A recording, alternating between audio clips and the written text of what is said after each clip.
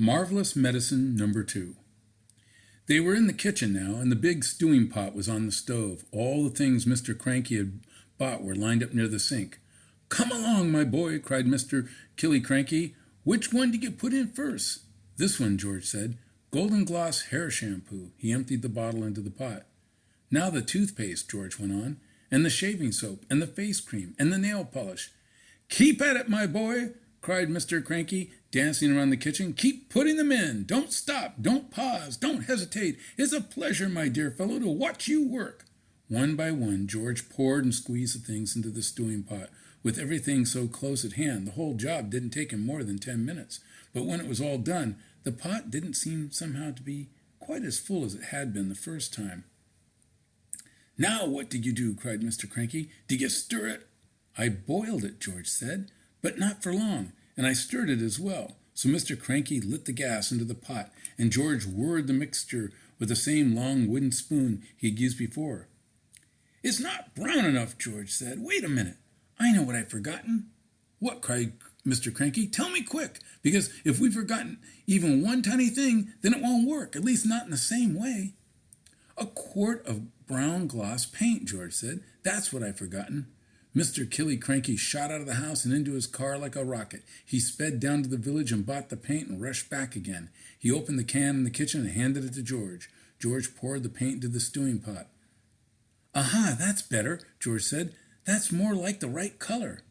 "It's boiling," cried Mr. Cranky. "It's boiling and bubbling. George, is it ready yet?" "It's ready," George said. "At least, I hope it is."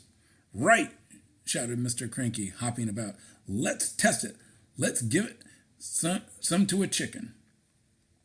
"My heavens alive, why don't you calm down a bit?" Mrs. Cranky said, coming into the kitchen.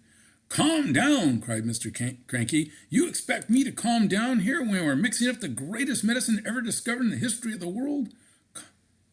Come along, George. Dip a cupful out of the pot and get a spoon, and we'll give some to a chicken just to make absolutely certain we've got the correct mixture." Outside in the yard, there were several chickens that hadn't had any of George's marvelous medicine number 1. They were pecking about in the dirt in their silly way chickens do. George crouched down, holding out a spoonful of marvelous medicine number 2. "Come on, chicken," he said. "Good chicken, chick, chick, chick." A white chicken with black specks on its feathers looked up at George. It walked over to the spoon and went peck. The effect that medicine number 2 had on this chicken was not quite the same as the effect produced by medicine number 1, but it was very interesting.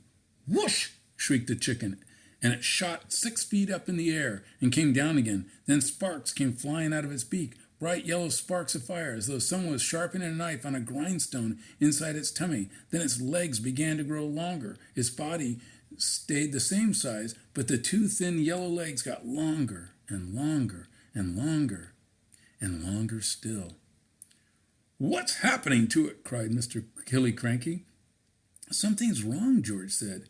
The legs went on growing, and the more they grew, the higher up into the air went the chicken's body. When the legs were about 15 feet long, they stopped growing. The chicken looked perfectly absurd with its long, long legs and its ordinary little body perched high up on top. It was like a chicken on stilts. "Oh, my sainted aunts!" cried Mr. Killy-Cranky.